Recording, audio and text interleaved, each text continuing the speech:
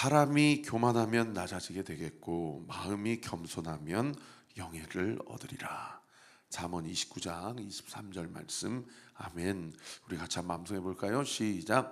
사람이 교만하면 낮아지게 되겠고 마음이 겸손하면 영예를 얻으리라. 잠언 29장 23절 말씀. 아멘.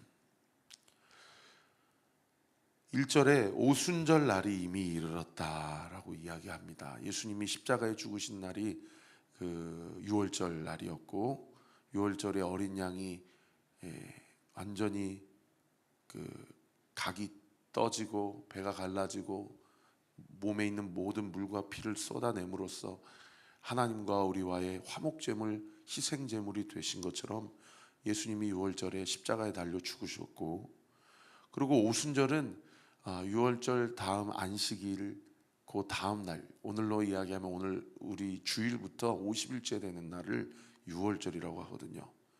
그런데 40일 동안 주님이 우리와 함께 하셨다, 그리고 승천하셨다라고 하니 승천하신 날로부터 10일 이후에 오순절이 왔다라는 것을 알 수가 있고요. 그리고 이 오순절은 유대 3대 절기 중에 한 절기여서 구약시대 때는 밀을 추수하고 하나님께 감사하는 추수절입니다. 그리고 77절이라고 하기도 하고요.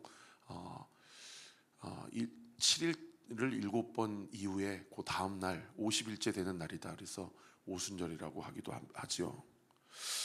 그런데 여러분, 사도행전 1장 4절과 5절 월요일 큐티 본문 한번 펴보시면은 예수님께서 승천하시기 직전에 그 제자들과 120명의 사람들에게 뭐라고 얘기했습니까? 사도와 함께 모이사 그들에게 분부하여 이르시되 예루살렘을 떠나지 말고 내게서 들은 바 아버지께서 약속하신 것을 기다리라. 그래서 약속하신 것이 도대체 뭐냐 그랬더니 5절에 요한은 물로 세례를 베풀었으나 너희는 몇 날이 못되어 성령으로 세례를 받을 것이다. 그러니 딱 오순절이라고 이야기하지는 않으셨지만 예루살렘을 떠나지 말고 예루살렘 안에서 특별히 다락방에 모여서 마음을 같이하여 오로지 기도하기에 힘썼다라고 이야기하고 있지 않았습니까? 그렇게 10일 동안 기도할 때에 오순절 날이 이르렀고, 그리고 그날은 유대 3대 절기이기 때문에 120명의 사람들만 다락방에 있었던 것이 아니라 디아스포라 유대인, 흩어진 천하 각국에서 흩어진 유대인들이 5절 말씀해 보세요. 경건한 유대인들이 천하 각국으로부터 와서 예루살렘에 머물러 있었다. 이 유대 3절기를 지키기 위해서 수많은 인파가 예루살렘에 모여서 하나님 앞에 예배드리고 제사드리는 그 날에 여러분, 성령이 헤롯 성전에 임하지 않으시고 다락방에 임하신 거예요.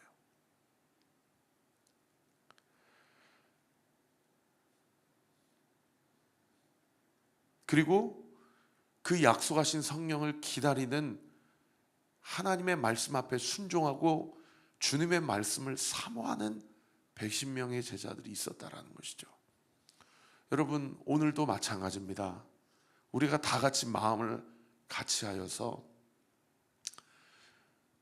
모여서 함께 기도하며 하나님의 말씀 앞에 순종하기로 결단하고 하나님의 말씀을 그 어떤 것보다도 깊이 사모하고 열망하고 갈망할 때에 성령 하나님은 이미 우리 가운데 내주하셔서 우리의 마음을 인도해 주시고 우리의 마음을 지도해 주시고 우리의 입술을 주관해 주시고 우리의 삶을 주장해 주시는 줄 믿으시기를 예수님의 이름으로 축원합니다.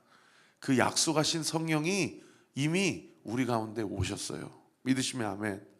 여러분, 인생은, 신앙은 다 믿음으로부터 시작해서 믿음으로 맞춰집니다. 목사님, 제 삶에는 성령이 없는 것 같아요. 목사님, 저는 성령이 느껴지지 않아요. 여러분, 신앙은 감정이 아니에요. 느낌이 아닙니다. 신앙은 믿음입니다. 이미 약속하신 성령이 내 안에 계십니다. 그리고 그 성령이 어떻게 하게 하시냐? 여러분, 2절부터 8절까지 보시면은 비슷한 단어가 반복적으로 기록되어 있는데, 일단 2절에 한번 보셔요. 호련히 하늘로부터 급하고 강한 바람, 아니고 바람 같은 뭡니까? 소리입니다. 소리. 저는 이 소리가 마치 창세기 1장에 기록되어 있는 빛이 있으리라, 궁창이 있으라, 땅이 있으라, 나무가 있으라, 별이 있으라, 하나님께서 피조세계를 창조하신 그 창조의 소리라고 믿어요. 여러분, 이 소리라는 단어, 그리고 이 비슷한 단어가 3절에 보십시오. 마치 불의 혀처럼 갈라지는 것들. 이 불은 하나님의 임재를 상징하고요, 혀는 소리, 하나님의 창조의 소리를 상징하고 하나님의 복음 전파를 상징하는 단어예요. 4절에도 보십시오. 그들이 다 성령의 충만함을 받고 성령이, 거기 줄치세요, 말하게 하심을 따라 다른 언어들로 말했다. 여러분, 2절의 소리, 3절의 혀, 4절의 말하게 하심, 그리고 6절에 보세요. 또 소리가 나오죠. 이 소리가 나매. 큰 무리가, 큰 무리는 누구를 얘기합니까? 디아스포라로 흩어져 있던 오순절 절기를 지키고자 모였던 경건한 유대인들을 이야기해요. 그런데 이 유대인들이 세상에 어떤 소리를 들은 거예요? 마가의 다락방에 모여서 각국의 언어로, 자기의 방언으로 말하며 기도하는 제자들의 소리를 들은 겁니다. 그래서 6절 하반절에 듣고 소동하여서, 7절에 다 놀라 신기하여 여겨 이르되 보라, 이 말하는 사람들이, 여기 또 소리가 나오죠. 다 갈릴리 사람이 아니냐. 보니까 이 행색이나 또는 이 억양이 저기 북쪽 지방의 갈릴리 호수 지역에 있는 사람들임을 직감했어요. 우리도 한국 사람이지만 그 사람 억양을 보면 이분은 저기 영남 분이구나, 이분은 호남 분이구나, 이분은 강원도에서 오셨구나, 알 수 있잖아요. 그런데 이 사람들이 억양은 그렇게 되는데 소리는 각국의 언어로 이야기를 하는 겁니다.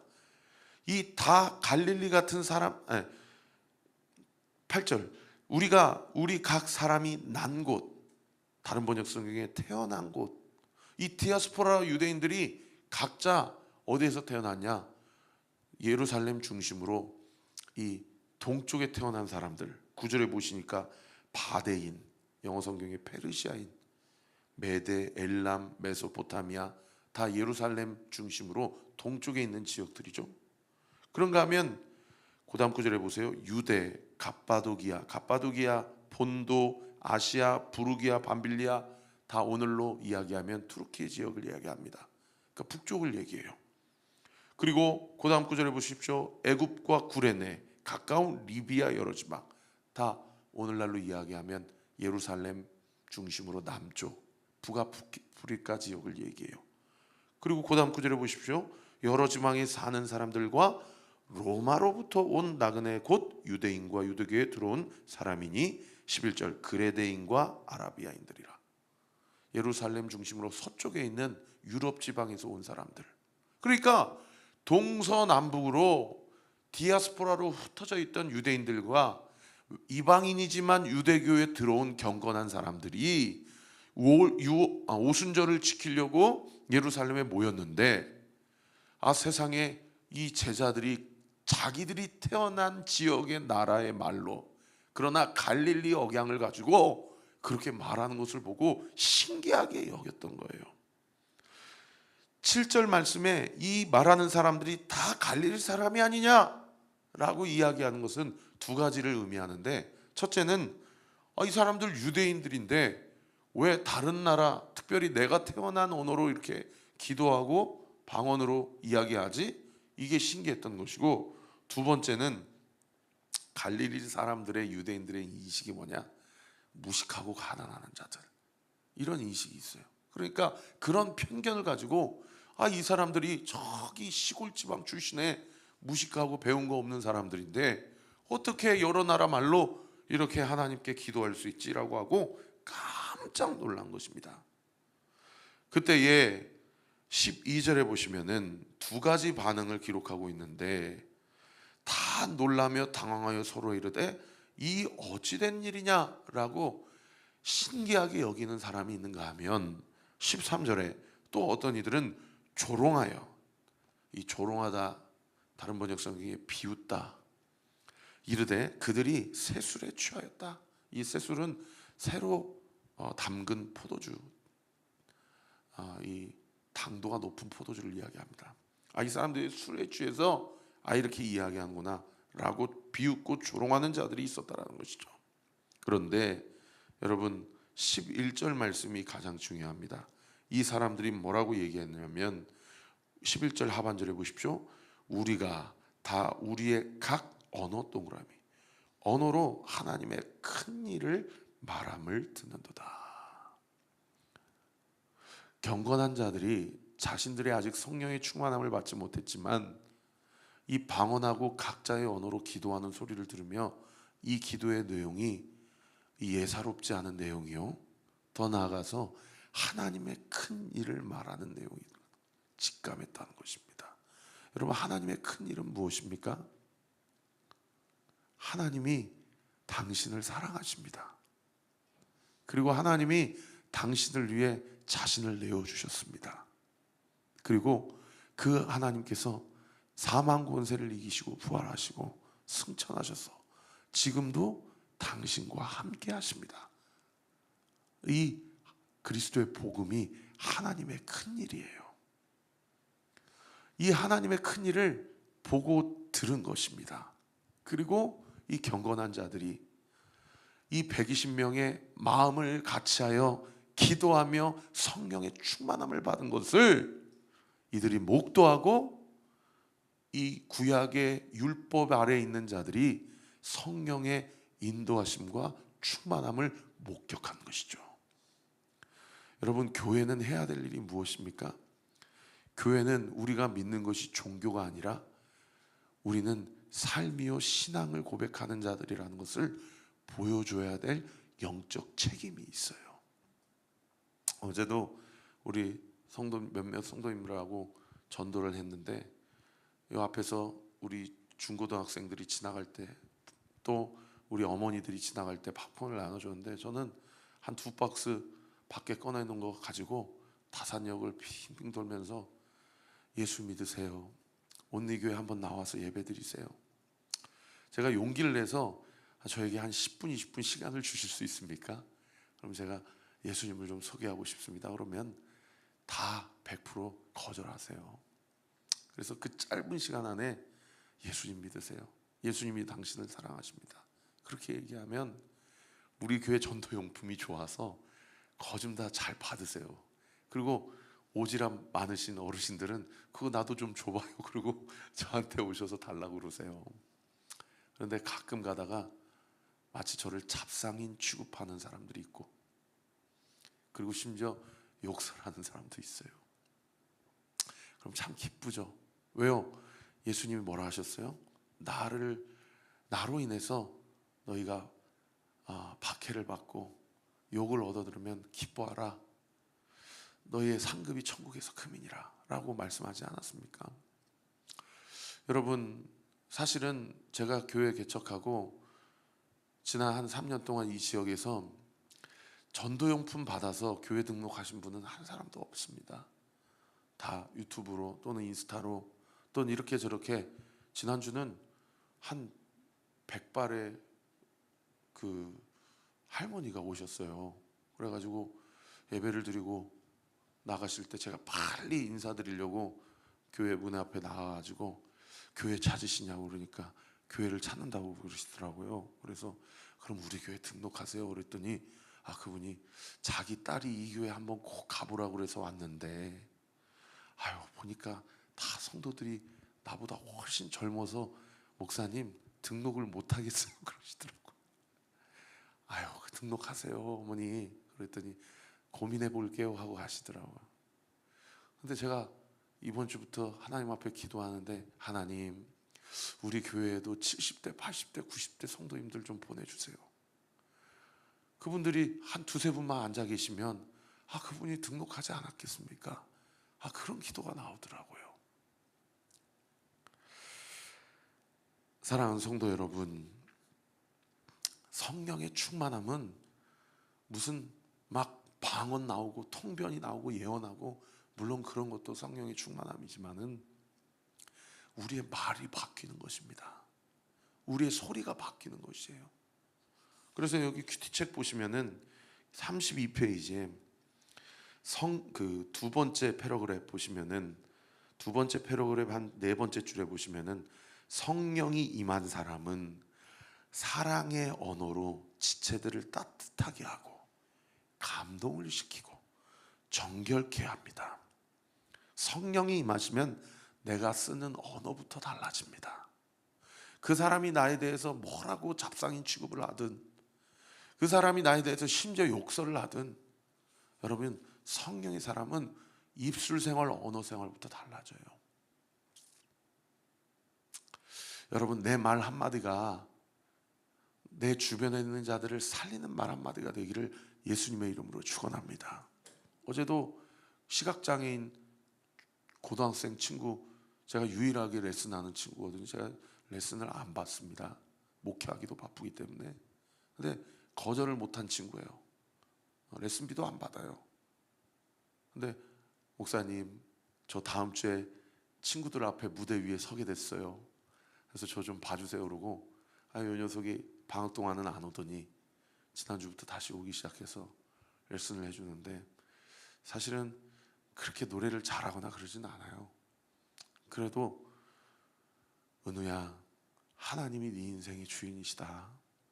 그리고 너 앞이 안 보여도 성령이 네 인생을 인도하신다.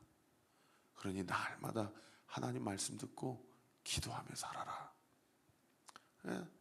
어머니가 맹학교에 잘 다니는 놈을 너 나 죽으면 언제까지 그렇게 보호만 받으려고 살래? 그러고 고등학교 들어가면서 서울대학교 부속고등학교에 입학을 시켰어요. 그래서 작년 올해 너무나도 왕따 당하고, 선생님도 이것도 모르냐고 뭐라 해서 상처받고, 만나면 얼마나 학교 생활하면서 저한테 자기 상처와 아픔을 고백해 주는지 몰라요.